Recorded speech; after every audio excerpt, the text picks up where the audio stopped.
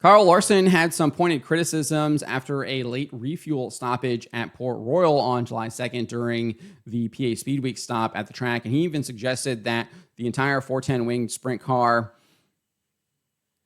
racing scene should mandate larger fuel tanks. Roll this up over at stockcarreport.com. You can find the link in the description below. So with 6 laps to go in the 30-lap feature, Danny Dietrich, who was running in 5th, ran out of fuel, and a caution came out. He was pushed into the infield. They refueled, and he came back out at the rear of the field. After they went green, Larson made a move to the inside of Macri going into turn 3, and it cleared him coming out of turn 4. However, the pass would not count as Port Royal track officials decided to throw the caution and bring the entire field to a halt in turns 3 and 4 and on the front stretch so that teams could refuel. Teams not only refueled, but made adjustments to their cars as well. Eventual race winner Anthony Macri serviced his tires by grinding them as well as appearing to adjust the tire pressure during the break. We can look at what happened here that brought out or how the caution came out. Larson in that number 57 white car there, Anthony Macri in the black 39M.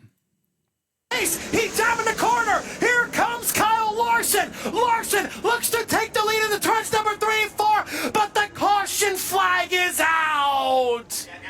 So you can see there that obviously Larson had set up Macri pretty good there going into turn 3 with the big slider. Unfortunately, it would not count as that caution would come out. You saw it kind of light up there on the inside of turn 3 as he was performing that slider. But it did look like Larson was going to beat Macri down the front stretch here, and Macri was not going to be able to kind of counter that slider, cross him over, etc.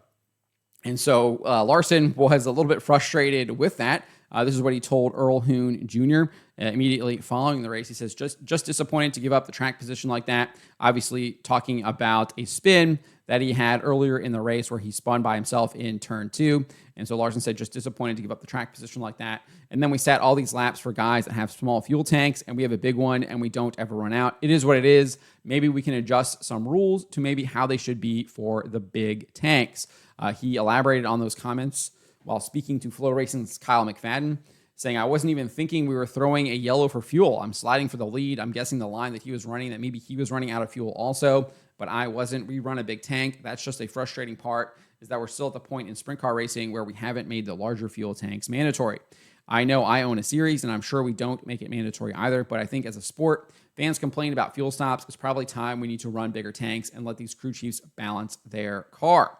When asked if he thought he had a chance after the fuel stop to win the race, Larson said, not really, because I'm sure it also allows his crew to talk to him and tell him to just pound it, which he was probably going to do. But I don't know. It looked like he was starting to cheat entry and exits a little bit. Maybe without the red, we have a restart with 4 to go, and I'm in second, and he's still running that line. Maybe I can build a run, but it's just hard on a half mile and clean air and all that. So obviously you can understand why Carl Larson is frustrated. Looked like he was making the pass for the win there, and then the yellow comes out. That pass is taken away, is reset. Macri goes back to the lead on the restart, leads those last 4 laps pretty much unchallenged, and takes home the win, while Larson has to settle for a second place finish. As far as his comments here about the flag being thrown, I don't think it should be thrown. I don't think the caution should have been thrown whatsoever. I think that is track officials meddling with the race. I think in this case, you let the racers race, let them settle it on the track.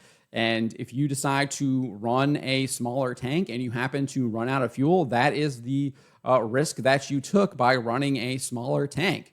And you should have to pay the price if your gamble doesn't pay off.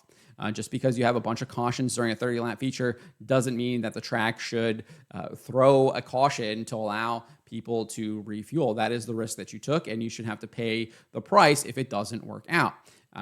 Again, if you gamble and it does work out, you obviously have a smaller fuel tank, you have less weight in the car, you are obviously going to probably be going quicker, and you get to reap that reward if it does work out. In this case, it wasn't going to work out, so you should have to pay the price. And you can throw the caution if they come to a stop on the track, etc., but then they have to be pushed to the pits and refuel, and they go back to the rear of the field, and you lose that position. I think they should have to pay for that. I don't think track officials should be putting a stop to the race, allowing teams to refuel and to add fuel to the tank and then keep their track position. I think that is just officials meddling with the race, and I think that kind of almost takes away from the point of the race as well, right? Now, I think there's exceptions, obviously. If you have a planned fuel stoppage, that is something totally different. And we've seen that before in sprint car races where there is a planned fuel stoppage and all the drivers and the teams know that that is happening. So you obviously strategize and everything ahead of time for that, and you're prepared for that.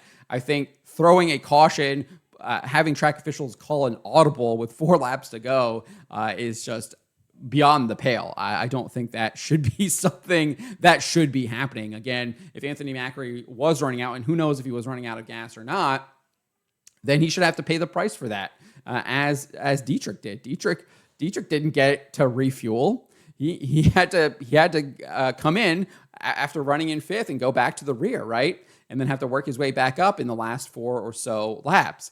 So he wasn't the beneficiary of that. He had to pay the price. So why shouldn't everyone else have to pay the price as well if that is the risk that they took? But those are kind of my thoughts. As far as mandating the larger fuel cell, I probably am in agreement with Kyle Larson on that as well. I don't want to see these refuel stoppages at all. I think this refuel stoppage with 4 laps to go, and if it's not a planned fuel stoppage, I think it's utterly ridiculous. Give them the bigger fuel tank so we don't have to have any of these fuel stoppages. And I don't think they should be having fuel stoppages anyways. If you run out of gas, you get pushed to the pits, you refuel, and you go to the rear, and we get the green flag, and we start racing again. I think that's really how it should be. They shouldn't be doing these refuels at all. And I don't think that takes away from the racing product either, because if you have someone who's running up front who happens to run out of fuel, they have to go to the back and work their way through the field. And that, to me, is just as exciting, or could be just as exciting, as seeing them kind of lead the race by a second or so. I mean, it was exciting watching Kyle Larson work through the field after he spun out. That was entertaining and exciting. So I don't think that takes away from the racing product if you just let them run out of fuel and then push them into the pits, right? I don't think that takes away at all. I think it actually can add to it. Whereas I think stopping the entire race for a fuel stop, I think that definitely does take away from the racing product. And in this case, it clearly, I think, influenced the outcome of the race. And I think that's totally on the track officials. But let me know what you guys make of this. Let me know in the comments below.